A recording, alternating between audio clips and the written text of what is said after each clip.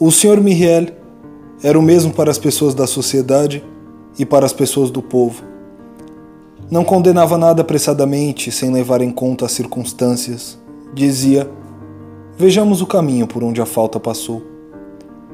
Sendo, como ele mesmo se qualificava sorrindo, um ex-pecador, nunca manifestava as asperezas do rigor e professava bem alto e sem o franzir de sobrancelhas dos ferozes virtuosos uma doutrina que poderia ser resumida mais ou menos assim: o homem tem sobre si a carne, que é ao mesmo tempo seu fardo e sua tentação.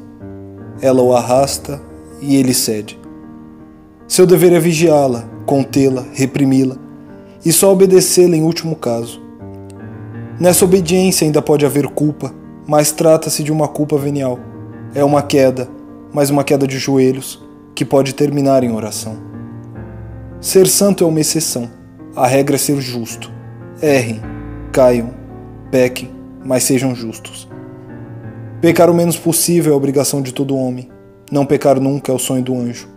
Tudo que é terrestre está sujeito ao pecado. O pecado é uma gravitação. Quando viu o tumultuoso alarido e a precipitada indignação de muitos, dizia sorrindo, parece que isso é um grande crime e que todo mundo comete. Estas são as hipocrisias que se apressam em protestar e se mostrar.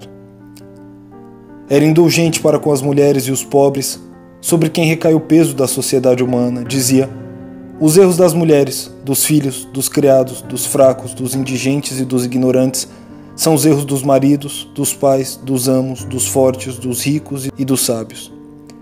E dizia mais: aos ignorantes ensinem o máximo de coisas que puderem. A sociedade é culpada por não ministrar a instrução gratuita. Ela é responsável pelas trevas que produz. Uma alma cheia de sombras é onde o pecado acontece. A culpa não é de quem pecou, mas de quem fez a sombra. Como se vê, o bispo tinha um singular e particular modo de encarar as coisas. Desconfio que tenha tirado isso do Evangelho. Ocorreu em Digne um caso trágico. Um homem foi sentenciado à morte por homicídio. Era um infeliz, não inteiramente destituído de instrução e nem completamente ignorante, que havia sido palhaço pelas feiras e escrevente público. Seu processo ocupava bastante as conversas da cidade. Na véspera do dia fixado para a execução do condenado, o capelão da cadeia adoeceu.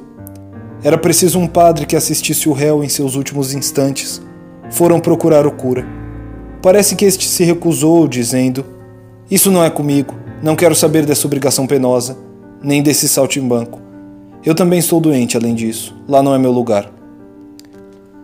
Levaram essa resposta ao bispo, que disse: o cura tem razão, não é o lugar dele, e sim o meu. Foi imediatamente à prisão, desceu à cela do saltimbanco, tratou pelo nome, pegou em sua mão, conversou com ele, passou o dia a seu lado, sem se lembrar de comer nem de dormir, orando a Deus pela alma do condenado e pedindo ao condenado por sua própria alma. Disse-lhe as melhores verdades, que são as mais simples. Foi pai, irmão, amigo. Bispo somente para abençoar. Ensinou-lhe tudo, tranquilizando e consolando. Aquele homem ia morrer desesperado. A morte era para ele um abismo. De pé e trêmulo, nesse lúgubre limiar, recuava horrorizado. Não era suficientemente ignorante para estar completamente indiferente. Sua condenação, um abalo profundo, havia de alguma forma rompido aqui e ali ao seu redor essa barreira que nos separa do mistério das coisas e que chamamos de vida. Ele olhava sem cessar para fora desse mundo através de brechas fatais e só via trevas.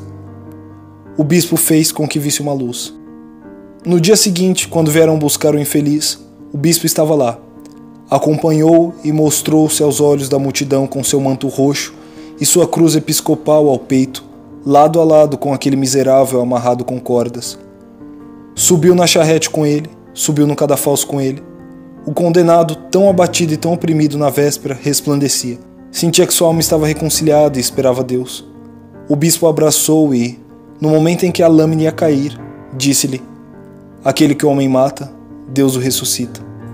Aquele que se vê repelido por seus irmãos, reencontrará o Pai. Ore, creia, entre na vida. O Pai estará lá.